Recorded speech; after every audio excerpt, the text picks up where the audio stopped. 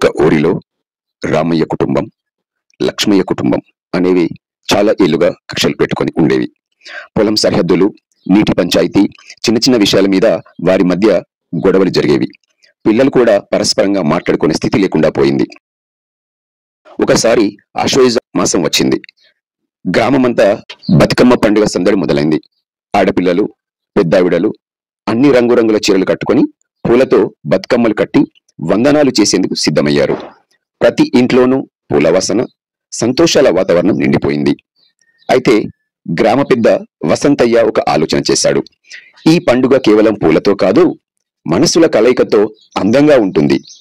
కక్షలు పెట్టుకున్న వాళ్ళు కూడా ఒకే వేదికపై పాడుతూ ఆడుతూ పూలతో పూజిస్తే గుండెల్లో ఉన్న కఠినతనం కరిగిపోతుంది అని అన్నాడు.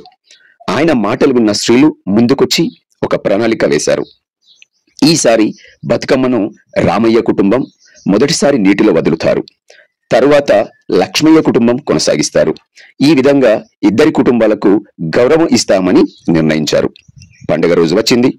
పల్లెలో ఆడపిల్లలు గుంపులు గుంపులుగా చేరి బతుకమ్మ బతుకమ్మ ఊరికి రావమ్మ అంటూ పాటలు పాడారు. బతుకమ్మలు మధ్యలో వలయం వేసి అందరూ చేతులు కలిపారు. రామయ్య కుటుంబం ఆడబిడ్డలు, లక్ష్మయ్య కుటుంబం ఆడబిడ్డలు ఒకే వలయంలో ఆట పాడటం అందరినీ ఆశ్చర్యపరిచింది. పూలతో వేసిన ఆ బతుకమ్మను గ్రామమంతా కలిసి ఊరేగించారు. చివరికి చెరువులో వదిలే సమయానికి రామయ్య భార్య ముందుకు వచ్చి బతుకమ్మను నీటిలో వదలబోగా లక్ష్మయ్య భార్య దగ్గరికి వెళ్ళి చెప్పింది, చెల్లి, ఇవన్నీ మనుషుల మధ్య సృష్టించిన కక్షలే. పూల వాసనలో ఎలాంటి తేడా లేనట్టే మనసుల్లోనూ తేడాలు ఉండకూడదు. మనం కూడా బతుకమ్మలా కలిసిపోదాం అని కన్నీళ్లు పెట్టుకుంది. అది విని లక్ష్మయ్య భార్య గుండె పులకరించింది. ఇద్దరూ కౌగిలించుకున్నారు. ఆ దృశ్యం చూసిన గ్రామస్తులు చప్పట్లు కొట్టారు.